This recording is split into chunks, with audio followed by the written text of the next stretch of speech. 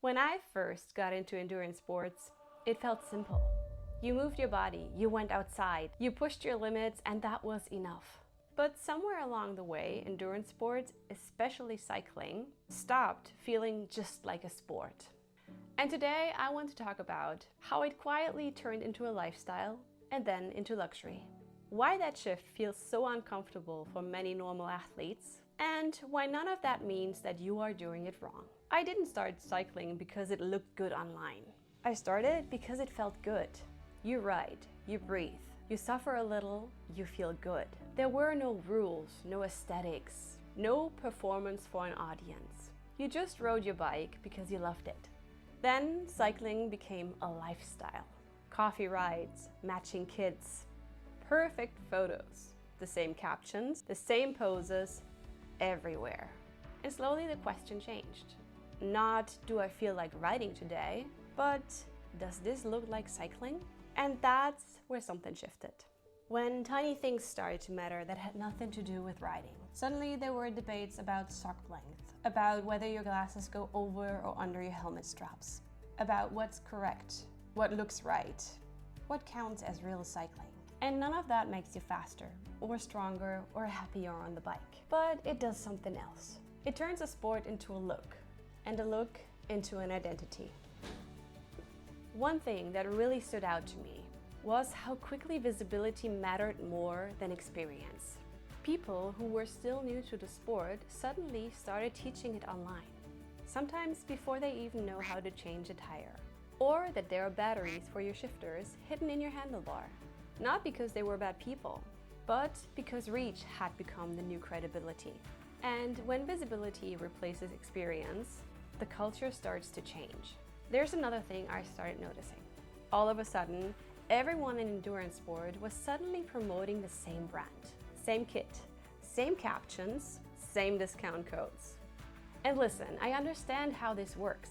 Creators need to make money, brands want reach. This isn't about hating on anyone. But when every second post turns into an ad, when every story has a code, when everyone wears the exact same thing, it stops feeling like inspiration and starts feeling like noise. Constant, loud, exhausting. And what surprised me was, it actually had the opposite effect on me.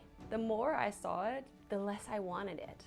Not because it's bad quality, I'm sure it's great. But when something is everywhere all the time, it stops feeling special. And yes, before anyone says it, I know, just unfollow. And I do, sometimes. But that doesn't change the bigger shift. Once something becomes a lifestyle, it always becomes a market. Because a lifestyle is never finished. There's always something missing. A more expensive bike, a new colorway of the exact same kit, slightly lighter wheels, a new training platform, another gadget, and more accessories. Not because you really need it, but the lifestyle needs to keep moving. And that is how a sport quietly shifts, from something you do to something you buy. That's where cycling stops just being a lifestyle and quietly became a luxury. When I bought my first road bike, it was expensive for me. It cost more than my car, but that's only because it was an 800 euro Opel Corsa. My bike was just over 1,000 euros, and that at the time felt huge to me. Now, 10,000 is the new normal. And look, the technology is amazing. But if you just want to ride, feel free, feel strong, you don't need that. I still love my old dinosaur bike. It takes me everywhere. And one of my favorite features, there's no battery that can die. When a sport starts looking like a luxury online, people start questioning their own version of it. Your bike feels outdated, your kit feels wrong, and your rides feel small. And that's heartbreaking because none of that is true. If this way of looking at endurance sports resonates with you, you might feel at home here. You can like this video or subscribe. It helps this channel reach more people who feel the same. Endurance sport was never meant to be exclusive. It was never meant to be matching a lifestyle. It was about movement, freedom, seeing what you are capable of. You don't need the latest gear to belong here. You don't need to look the part. You don't need to buy into the luxury. If you ride because it clears your head, and you train around your life not to escape it, and you show up without an audience, you are doing the sport exactly right. Endurance doesn't live in luxury. It lives in consistency, in effort, in choosing movement again and again. And if your version of the sport doesn't look impressive online, good. It means it's probably real.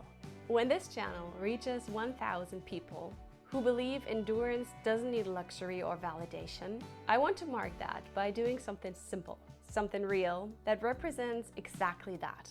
I hope you stick around for that. See you in the next one. Bye.